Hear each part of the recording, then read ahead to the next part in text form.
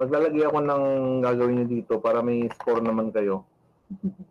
18, 9, 18, 25.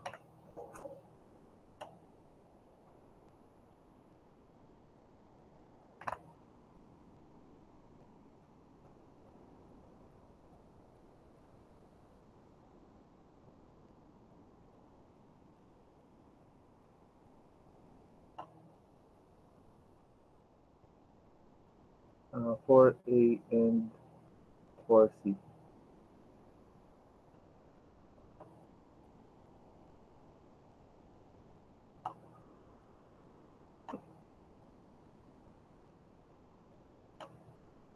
Due date. Yan. Anong natutunan nyo ngayon? Anong oras na ba ngayon? 5? Nalagay ko mga 8 PM na lang or 9 PM.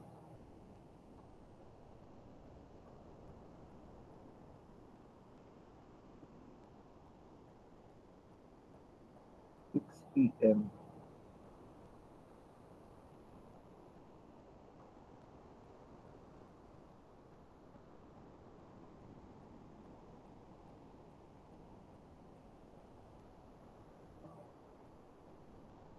Yeah. What did you learn today? At least 50 words.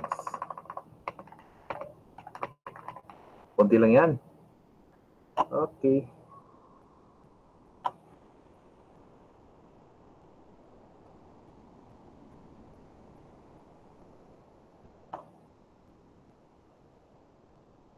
Lagay natin dito.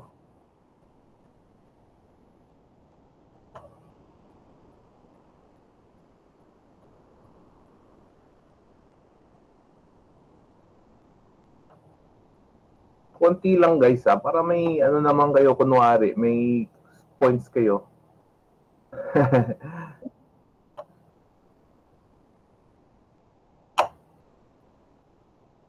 Sige, antayin pa natin yung iba. Yung iba ay nag-ano pa eh, pasok pa sila eh. Wait.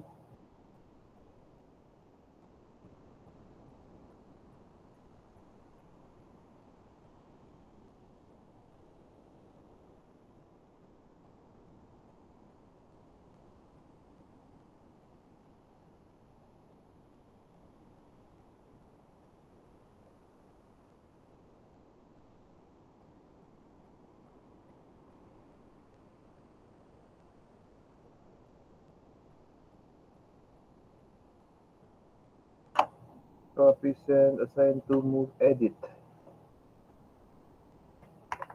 Midterms, activity, and exam. Yan, dito na lang tayo.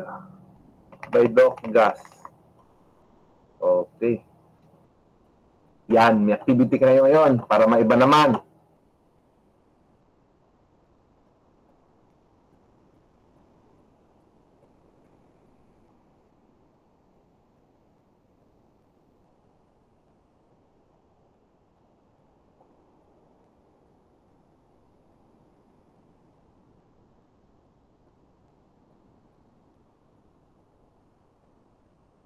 Tayo pa rin ito.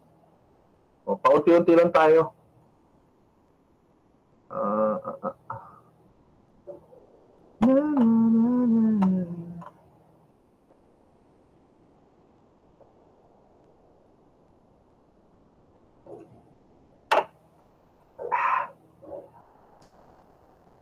Para marami naman na tayo. 69 na number dito ng students.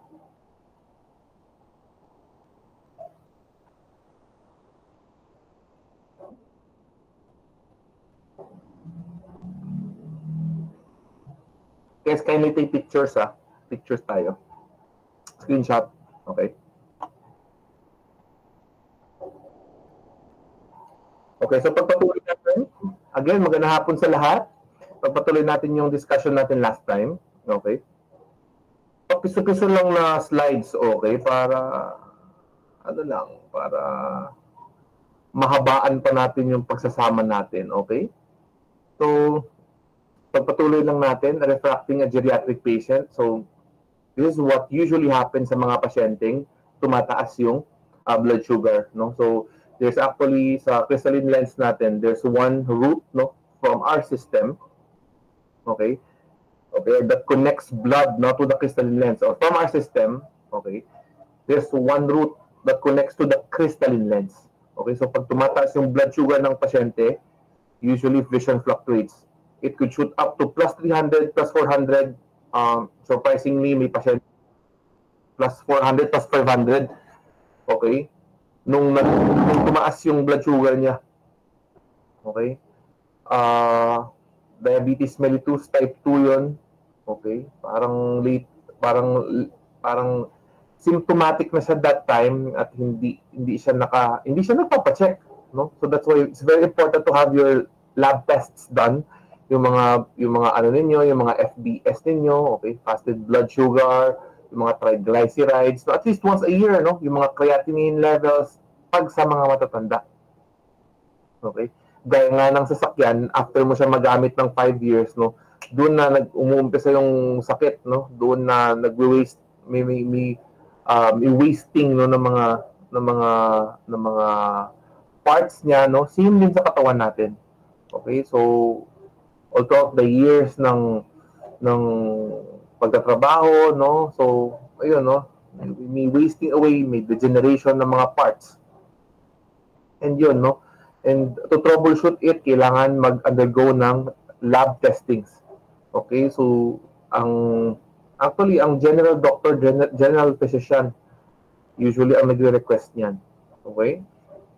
So yun, it could shoot up from plus 300, plus 400, plus 500, no? Yung pinakamataas na grado na nakuha ko, no, from sudden increase in blood sugar is plus 4. Then immediately nung nang ginamot na siya, okay, the week after bumaba siya by 300.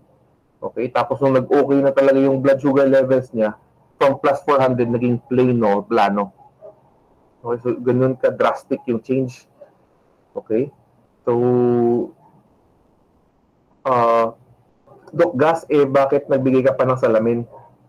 Alam mo naman palang magpaplano siya, or bakit pa tayo magbibigay? Because okay, to satisfy, no, or to temporarily satisfy, no, the patient. Siyempre, plus 4. Imagine plus 4. What visual acuity do you expect sa pasyente may plus 4? Okay?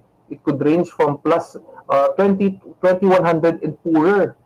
Okay? Pwedeng 2200 siya. So, obviously, guys, pag 2200, para ka ng bulag, hindi ka nakakita. Kita mo lang yung form ng tao o yung mga details hindi mo malaman. Or yun, kulay lang siguro. Pero yung details, yung ilong from afar, from a distance of 10 feet, hindi mo na makita yan. Cheers tayo, guys. Coffee. Okay, so, bibigay ka talaga ng grado. Okay? And then, syempre yung bibigay mo na type of lens is mumurahin lang. Because you'd be expecting na, baka pag umuki yung blood sugar niya, baka bumaba to, palitan ko na lang. Okay? So, yun. Patients with unstable blood glucose levels require referral as well as patient education on expected spectacle lens changes until their glucose levels are stabilized. Now, in objective refraction naman, okay, dapat pala una tong objective refraction. Okay. Retinoscopy can be more difficult in older patients because of small pupils. Imagine, no, when you shine a light, okay, kapag nag-illuminate ka sa mata direkta, we expect constricted pupils o nag-constrict siya. Tapos dala pa na ang liit na pupils niya. So ano na lang 'yun, ilang mm na lang 'yun. 1 mm, 2 mm. Ang hirap no, hindi mo makita. You will notice no if it's neutral na. Are you doing retinoscopy na? Gumagawa na po ba tayo retinoscopy? Nag-retinoscope na ba tayo? O marunong na tayo? Very good, very good. So imagine mahirap. Pero hindi naman lahat ng matatanda ganyan, ha? Okay, hindi naman lahat matatanda. Mananeti mo pa rin naman siya. Okay? Tapos, yun, may mga irregularities pa and opacities. Moving to closer than usual observation distances or moving off axis may provide an easier retinoscopic reflex known as radical retinoscopy.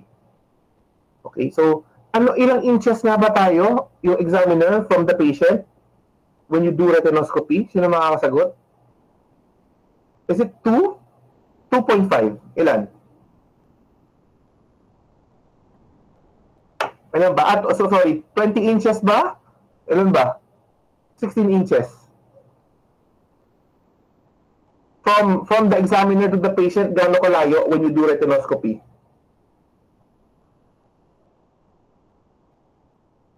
Inches, tama. Actually, guys, nagtanong din ako niyan actually kasi nagtuturo sa ibang school. Parang nagsabi sila na parang 16 o 17. Parang gano'n. Anyway, okay. So, yun. Parang napatanong lang ako sa self ko kasi alam ko 20 inches talaga yun. And then, alam nyo bakit may tattoo si Doc Das dito? Because it's actually for the retinoscopy. Okay? So, mahilig ako mag-retinoscopy. Okay? So, yun. 20 inches tayo, but in radical retinoscopy, conforme o depende. So, we do the calculations, right? So, it's if yung isa-subtract niyo from the gross, i-divide niyo is, di ba, pag ganito, 40, dahil inches so divided by 20, di ba? 20 inches. So you get 2 diopters, no? You get 2 diopters, okay? So yan yung 2 diopters, tama ba? I-subtract natin sa gross, di ba? So yun. But in radical retinoscopy, yan, kumbaga hindi yan default, okay? Ikaw mismo, variable yan. For example, nakita mo yung reflex at 5 inches. Ganun kalapit. Parang ganito, parang ganyan. Yun yung kalapit. So, sobrang lapit na. Okay? Okay, so mag-solve tayo. For example, yung gross mo is, let's say, -2. Ano yung magiging net natin? May makakasagot ba?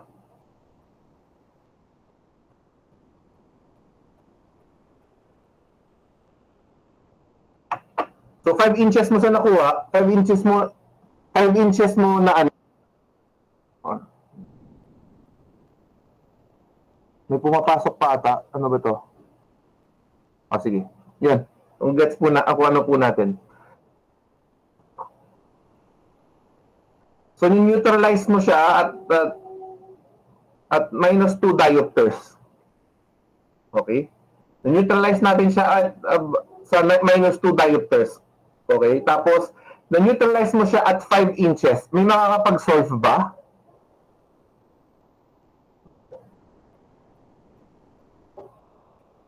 Diopters.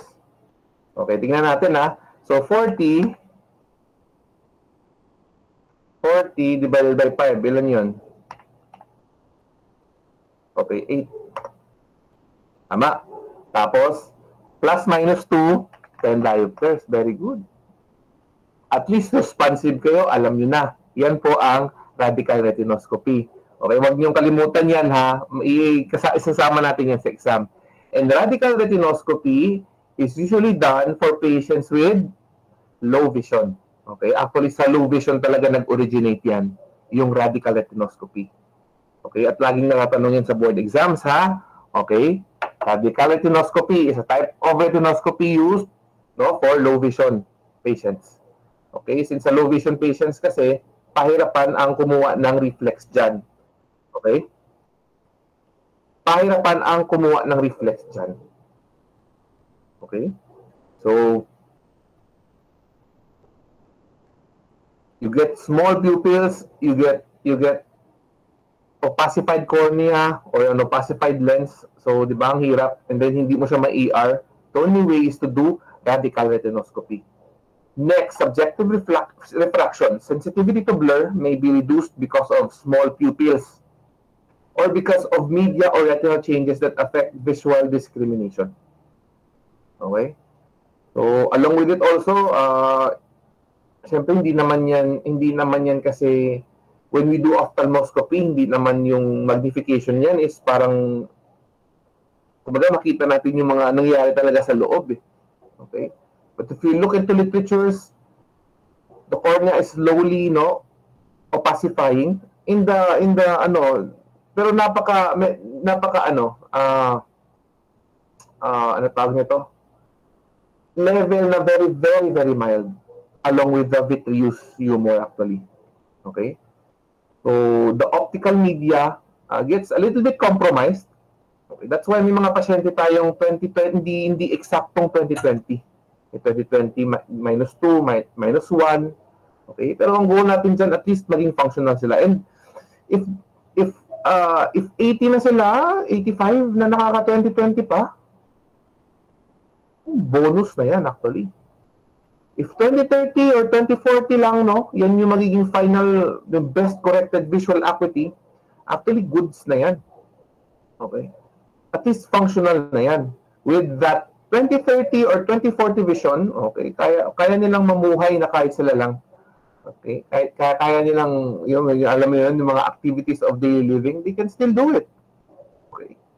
So next, a slower presentation of alternatives and sometimes repeated presentations can become necessary. That is for refraction. Kailangan pa ulit-ulit. Okay? Minsan kasi, alam mo kasi yung refraction, laro din ng psychology yan eh. Laro din yan eh. Yung may thinking kasi na alam nila na mas mataas tong binibigay mo, sabihin nila, mas malinaw yan. Alam niyo yan? So dapat, i-mix nyo minsan, i-confuse ninyo. Okay? So, minsan yung number 1 ko, yan yung higher lens. Okay, tapos minsan i-mix ko ulit. Yung number 1 ko, yan yung lower lens. Minsan yung number 1 ko, lens lang. Okay? So, that's how I do refraction for all the individuals and even kids, no? Minsan sabi lang nila malinaw dahil, di ba, parang tumataas na yung boses mo. No? So, each diopter na nilalagay natin is very significant. So let's be careful. Later on, no, you be careful, no, when you put, no, sa mga when you prescribe lenses or decide for the lenses of the older individuals. Okay? And alam naman natin ng rule, no? Greatest plus, least minus. Okay? Tandaan natin yan, ha? Now, visual acuity in older patients are more affected by the luminance of the test chart and the distribution of light within luminous environment. Okay? So, for older individuals, okay, so they are very sensitive. Sometimes they prefer medyo warm light, no, when doing visual acuity, with just the normal light, no, or medyo dim. So, with all these elements, no, you need to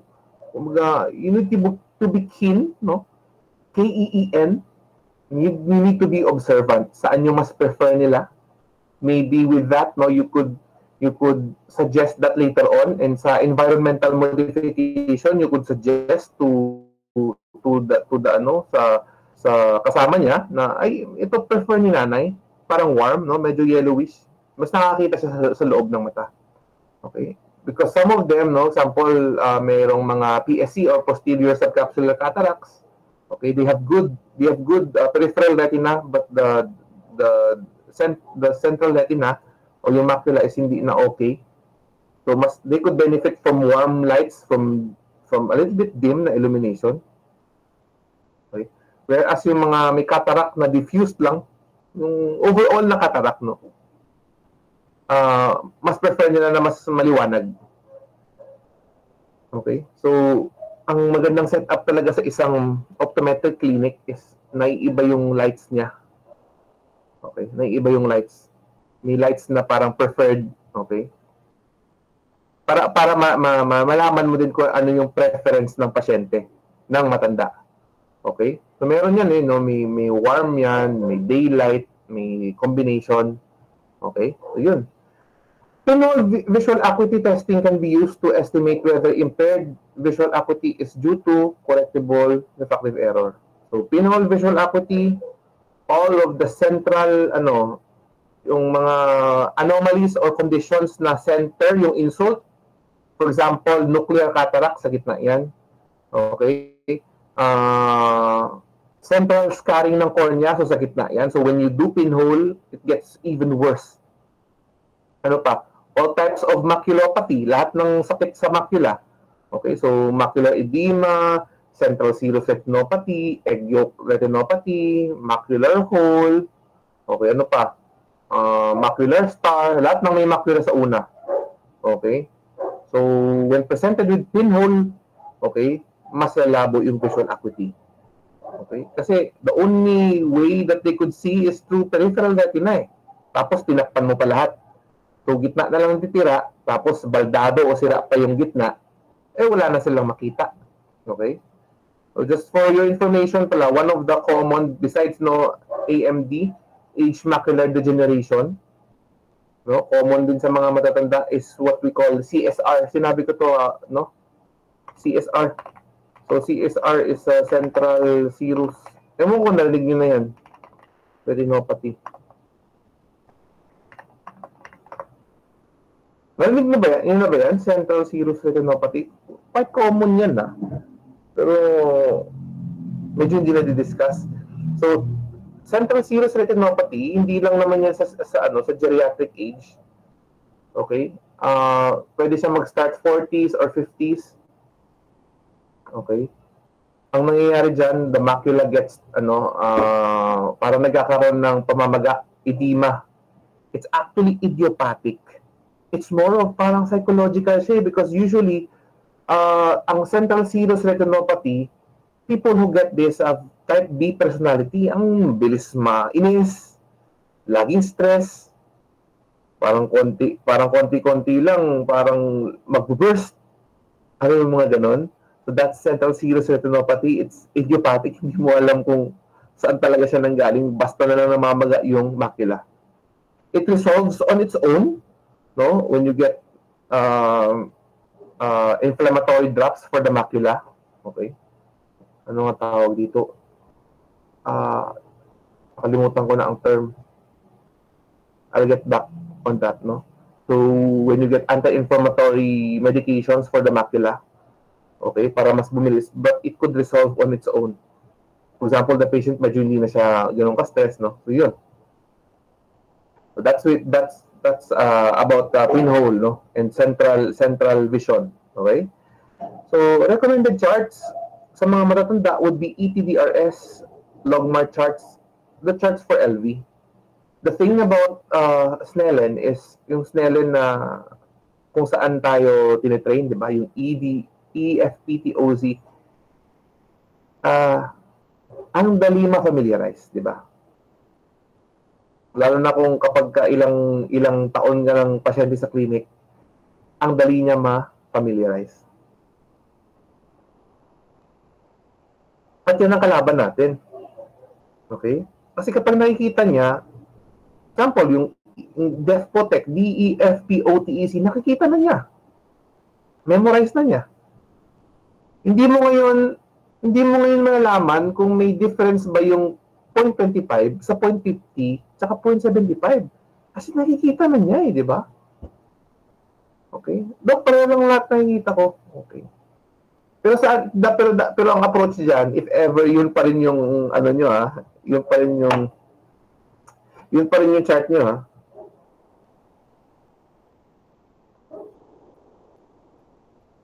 Saan po ba mas maganda diyan? Saan mas malinaw? O yun, ikot-ikutin niyo yung yung number 1, number 2, number 3 ninyo na lens, okay? So kalaban natin 'yan. Yung familiarization. Hindi ka familiar, medyo mahirap na yung magiging accurate yung findings natin, especially with minimal astigmatism or minimum astigmatism. So, yun. That's for the ETDRS and Logmar charts. Okay? Ang pipe ng kape ko. Okay?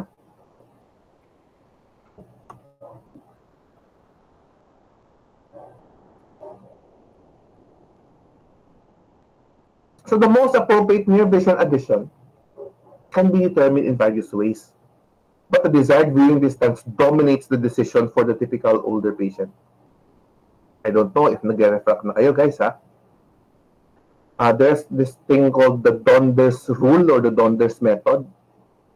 Para sa chart, na kapag yung isang pasyente 40, Okay, immediately.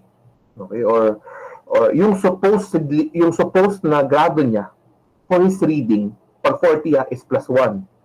Okay, pag 41 and 42, plus 125. Okay, or 40 to 41 plus 1, 42 to 43 parang plus 125. Pag 44 to 45 plus 1, 150. Okay? So plus pag 46 to 47 plus 175 and so on and so forth. Yan, okay? Yan yung parang predicted, yan yung parang parang yung age, yung parang yung angkop sa age mo, no? Na grado. Okay? Donder's rule or Donder's method yan. Nga lang, guys, depende. Doesn't always follow, we don't always follow it. So for me, I don't always follow the Donder's method. Okay? Kapag nagbabasa ka 16 to 20 inches, mga ganyan lang. Pwede yun. Donder's method, okay na okay yun. But some patients, surprisingly, gusto nila magbasa na sobrang lapit. Okay? And if sobrang if mas malapit nagbabasa ng pasyente, we need more dioptric power to satisfy. Okay? To satisfy, okay, yung clarity. For example, the patient is 59 years old. Okay, so expected yan plus 275. But the patient wants to read like this. Okay, try nyo plus 3. Okay. Kasi from there, lilinaw, kumaga mas ma-appreciate niya yun. Excuse me. Excuse me. Some patients also, they want to read like this. Kumaga, ang layo. Yung mga ganyan, ha? Medyo intermediate. So, babaan nyo. For example, patient 59, try 225 or try 200. Pag sobrang layo, ha? Okay, ito talaga. Parang intermediate na yan. Sobrang layo. Ng mga 40 centimeters ang layo. So, you try. Start mo muna 250 muna. Okay. Lumilinaw po ba? Example, ganyan siya. Naglagay ka ng trial frame. Okay. Lagay mo. 250 muna. Okay. Plus 250. Okay lang, anak. Mamabasa ko. Okay. Tapos, nakalagay ka na plus 250. Lagyan mo minus 25, dalawang mata. Ito po ba? Tingnan mo. Damn. Ay, parang lumilinaw. Okay. Tapos, tanggalin mo. Tanggalin mo minus 25. Lagyan mo ulit ng minus 50. Bam! Ay, mas malinaw to. Ito yung gusto ko. Ayan. Minus 2. Plus 2. Yan yung magiging reading add niya. So, conforme o depende sa kung paano yung pasyente magbasa. Okay? So, yun. Lalo na mga driver, yung mga mekaniko. Okay? Mekaniko, pwedeng Donder's method, pwede mong gawin dyan. Pero yung mga driver, okay? Sanay na malayo yung ng kamay, lapat ng yung parang pag nila, mga ganon, di ba? So, depende. It's always crucial and important, no? To ask kung ano yung trabaho ng pasyente. Okay? Kung anong trabaho ng pasyente, ano ginagawa ng pasyente.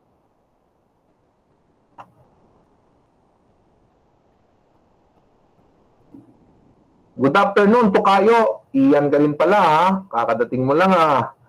Okay. O, sige. So, depende, no? Depende sa kung ano kalayo yung pasyente. Next, a variety of methods can be used to determine the power of the addition, the range of clear vision, biochrome, yung duochrome natin, cross-cylinder, and near techniques. Okay? Cross-cylinder, hindi ko na natatandaan yan, guys. Turuan nyo lang si Doc Glass pag pumunta ako dyan. Okay? So, yun. And usually naman kasi subjective naman maglagay kayo, di ba?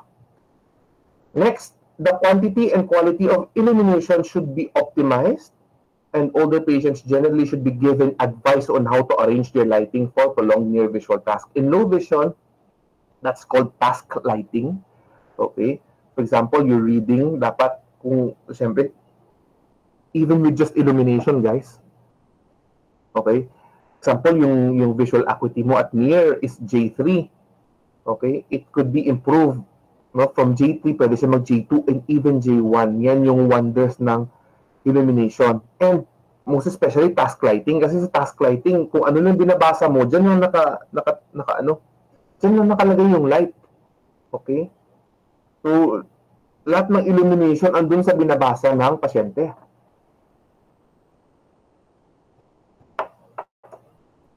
So, task lighting could be done with the different lamps. Yung mga lamps na adjustable yung head. And dapat walang shadow ng pasyente. Diba? So, i-position mo siya na walang shadow yung pasyente. Kasi pag may shadow, maka-compromise na yan.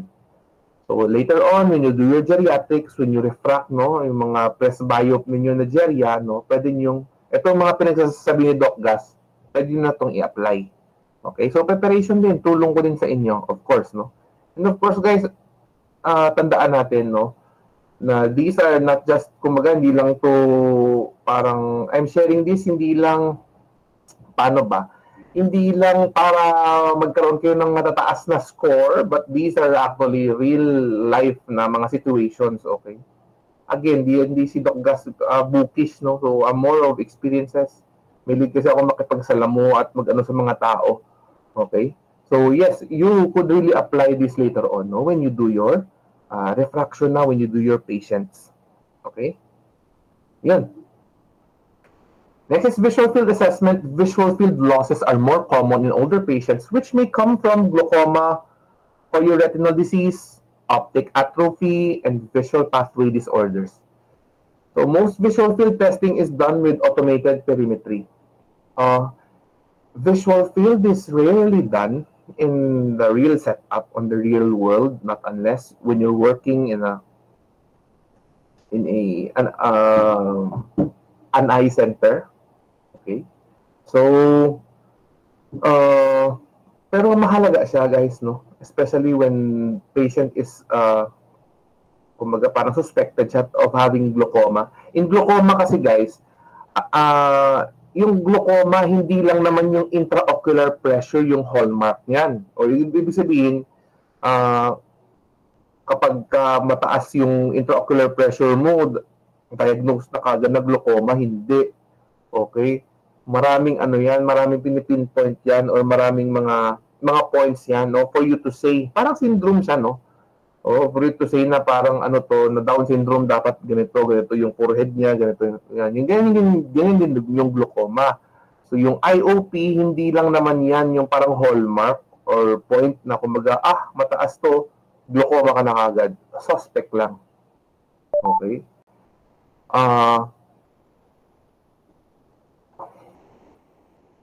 Nakalimutan ko yung term eh. But there's this condition kung saan mataas yung IOP, but then there is no noticeable damage in the retina and in the visual field. Okay, ocular hypertension, that's the term. Okay, ocular hypertension, you get high IOP, mataas yung IOP mo, mataas yung presyon mo. And again, guys, when we say presyon sa mata, it's different sa presyon sa katawan. Okay, different yan, ha. Okay. So, yung pressure mo sa katawan, yun yung mga hypertension, okay? Yun yung blood pressure mo na pinapacheck sa ano. Pero yung iba din yung pressure sa mata, ha? Yun, we have ocular fluids running through our eyes, no? Or circulating sa eyes natin. So, what happens? Bakit tumataas yun? Yung mga daluyan kasi ng mga tubig na yun kung saan dumadaan, sumisikip, no? So, kaya tumataas yung pressure. Just like hose, no? Yung hose, di ba? Kung sino dito yung tumutulong sa parents na magdilig ng mga bulaklak, di ba? Pag yung hose, inano mo, parang, di ba, parang pinaliit mo yung butas niya, di ba? Tapos nilagay mo sa lupa, di ba? Yung lupa parang nasisira. Okay, same din yan. So, kapag tumaas yung pressures, no? Dahil sumikip yung daluyan ng tubig sa loob ng mata, nasisira yung loob ng mata. Particularly yung optic nerve. Okay? So, yung attachment kasi sa optic nerve, yan yung medyo manipis eh. Diba? Yan yung medyo manipis na parte. So, yun yung nasisira. Okay? And, pag sinabing glaucoma, una is IOP.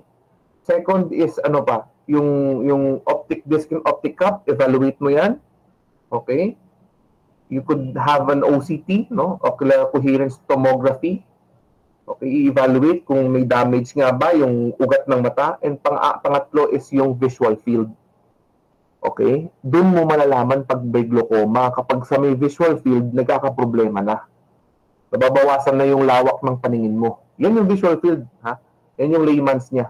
Okay? So, pasensya na kayo guys, sobrang Tagalog ko. That's how I understand things. I kino-convert ko siya sa layman's para maintindihan ko. So, mas nababawasan yung lawak ng paningin mo. Okay? So, una muna, yan lang muna sa gilid, tapos hanggang unti-unti, hanggang maging parang tumitingin ka na lang sa tunnel, no? Yung tunnel vision. So, ang pagkuha ng visual field sa mga matatanda, ang gold standard talaga dyan dapat, yung gusto mong precise talaga, is through Goldman perimetry. Okay.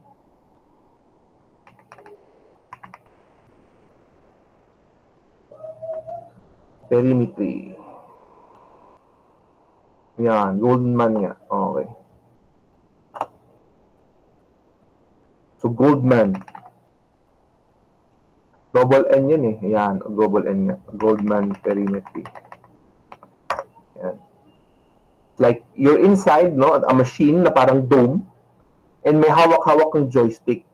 Inside the machine, lalagay yung near prescription mo, okay, nakafocus ka lang sa target, tapos biglang may magfa-flash na lights. The moment na may flash ng lights, pindutin mo yung joystick, tak. Okay, sa lahat ng quadrants ng visual field mo. Okay, then, after that, lalabas na yung result. Okay, dun mo malalaman pag may missing. Okay? May missing sa visual field mo. Yeah. Ito yung automated perimetry. Yan yung Goldman perimetry. Ito yung kalimitan or yung ito yung ginagamit talaga lagi. So, okay. So, kinetic perimetry is done to map out detailed shape of scotomas. Okay. And Amsler grid. Ito din, no? So, yung Goldman perimeter is for the for overall. Pero kung gusto mo na mas detailed na sa gitna lang, Amsler grid. So, ang alam natin, so it's a piece of paper with grids and a dot at the center. So, ang goal dyan, pwede yan na pang pa-take home sa mga pasyente. Okay? So, every day, every single day, patinginin mo lang sa may monocularly, patinginin mo lang sa may papel na yan. Okay? Look at it. Okay? And then, tignan, pag kumpleto pa yung grids, tignan kung andyan pa yung dot sa gitna. Okay? Absent. Okay? Absence of the dot. Okay? Or absence of a dot is a red flag already. Other manifestations would be like a microp siya, tama? Okay. So, parang may nagbiminify yung sa gitna, macrop siya, lumalaki, and metamorphop siya, distorted yung gitna. So, it's a manifestation or a signal that something is happening sa likod ng mata.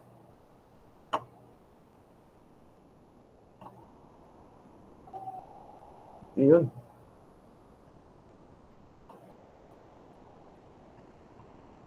Color vision testing. The purpose of testing color vision is twofold. Number one, identification of color vision anomalies can assist in the diagnosis or detection of pathological changes in the visual system.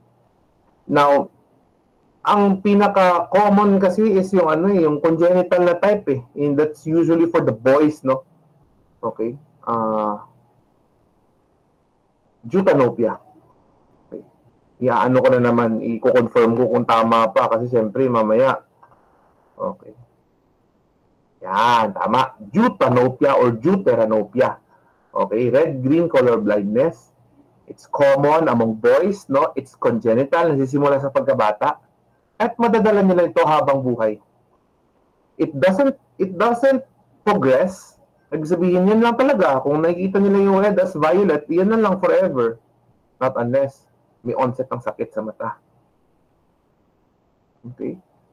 So, it could also assist, no, in detecting pathological changes. So, pag mga deuteranopia na siya o tritanopia, okay, so it's a red flag or yung achromatopsia, yung nagiging parang grayscale na lang yung paningin mo.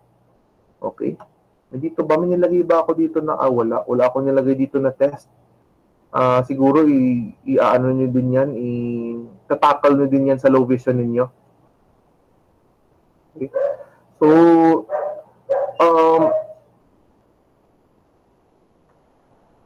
we all know Ishihara, di ba?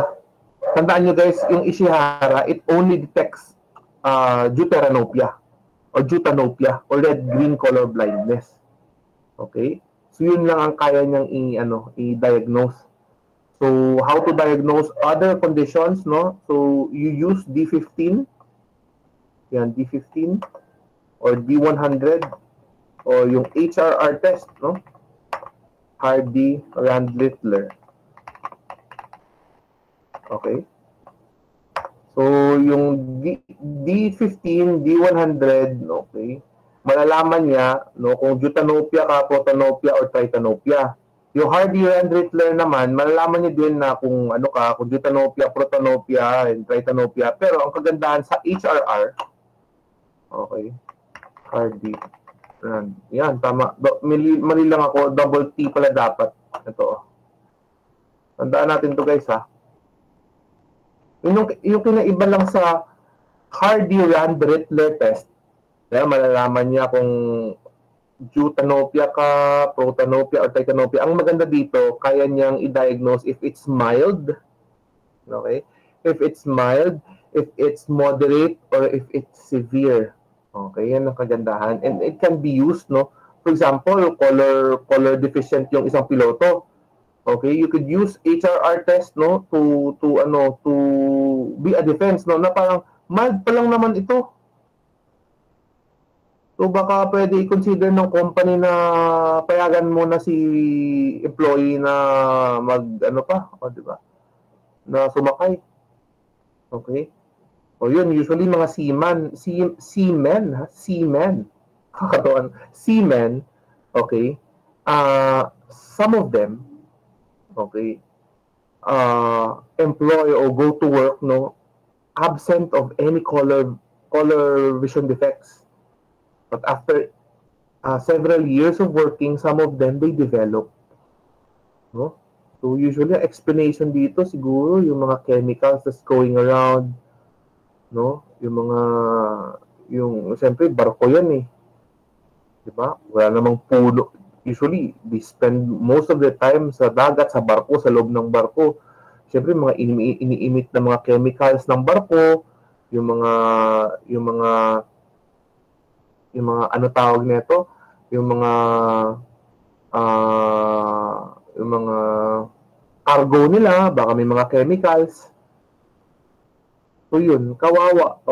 May mga times na mga kapitan pa eh. Back then at Del Mundo Eye Clinic, Del Mundo Eye Center, yun, marami kaming na-witness, mga piloto, hindi yung piloto, more of seamen. Okay?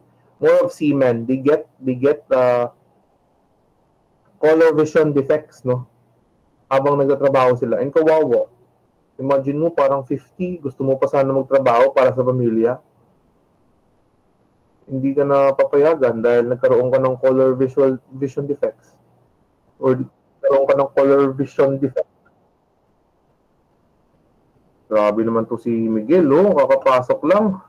Okay. So yun, wala tayong magagawa dyan, di ba? So, mag-retire ng early or ang iba, kasi kapag sa deck ka, pag nasa taas ka, kasi sa barko, dad ko kasi seaman. My late dad. So, wala na si dad. But he's a seaman. Sa barko kasi may sa taas yan. Yan yung mga naging kapitan. Tapos sa baba, engineer. So, pag example, nasa taas ka, tapos nagkaroon ka ng visual field defect, pwede kang mag-ano sa baba. Mag-ano ka sa baba. Parang babalik ka sa baba. Or tawag ito, siguro kukuha ka ng units, sasakay ka, mag-ano ka sa baba, engineer siguro, yun. Ayan. So, yun. Okay? The reality in life, no? So, altered color vision can cause some difficulties with color discrimination task, and the possibility of such functional difficulties should be discussed with the patient. Okay? So, yun usually, pag sa mga employment, yan eh. Okay, usually sa employment, ito nangyayari. Okay, and also, certain conditions could also cause color vision defects like glaucoma, cataracts, and macular degeneration. No? So, macular degeneration pwede din because the macula is composed of a lot of cones. Also sa glaucoma din, nasasira din talaga yung color perception mo dyan. Eh. So, yun, no? So, pwede pala siyang indication, no, of a certain condition when it is acquired later on in life. Okay? Again, color vision deficiency, okay, could be a signal that there is something happening in life if it is acquired, no, later on sa buhay, later on in life. Color discrimination usually changes slightly as the patient ages because of the yellowing of the crystalline lens. Yun, sinasabi ko kanina. And physiological and pathological changes in the macular region. Okay. Okay na siguro to, guys. Tama na.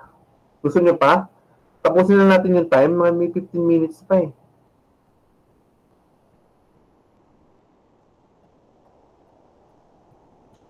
Sige ba tayo? Okay ba tayo? Okay ba kayo? Awat na. Ayaw nyo na? May nag-yes, may nag-ha-ha-ha-ha-ha. Ano kaya ha-ha-ha? Ano yung sabihin nun? Mergis, ayaw na. O, ayaw na din. Jari, ayaw na. Okay na po to, Doc. Pagod na po. Ang dami na po namin pinagdaan na pagdao. Sige, alam niyo, I'm very empathic. I can always put my feet on other shoes. So, it's fine actually. Gawin niyo lang yung may pinagawa lang ako dito. Sagot-sagutan niyo lang ha. But at least may laman naman yung midterm natin ha. May nilagay akong activity ha. Okay? So, what did you learn? Okay? Kung nakikinig nga ba talaga kayo sa akin? Oh, di ba? So, I believe na lahat agree na parang, thank you, Doc, sobrang bait. Ay, grabe, bait at gwapo nyo po. Thank you naman. Oh, sige. Yun na lang, guys, ha. Next week naman tayo. Unti-untiin na natin. Para, ano mo yun? Para pag baka finals, wala tayo ma-discuss pag sobrang bilis, eh. Oy, Matt, ano yan? Oh, sige na, okay na tayo. You may take your dinner and do whatever you want, enjoy your life, and just do your activity, ha. Thank you guys. Salamat sa oras. Thank you, Doc. Thank you po, Doc. Thank you, Doc. Thank you po, Doc. Thank you, Doc.